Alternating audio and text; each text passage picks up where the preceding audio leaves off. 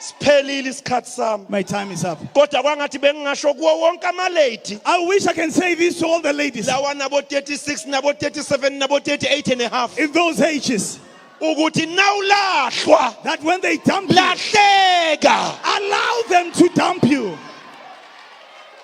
Umuntu nakakushiya. When someone dumps you, Shiyeka. allow them to dump you.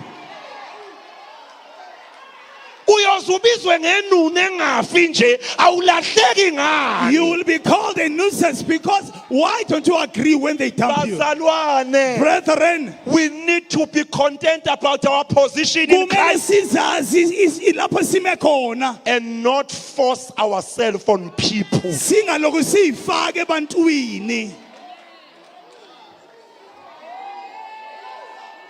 Nawungamkeleki, If they don't receive you, usukwamukeleka.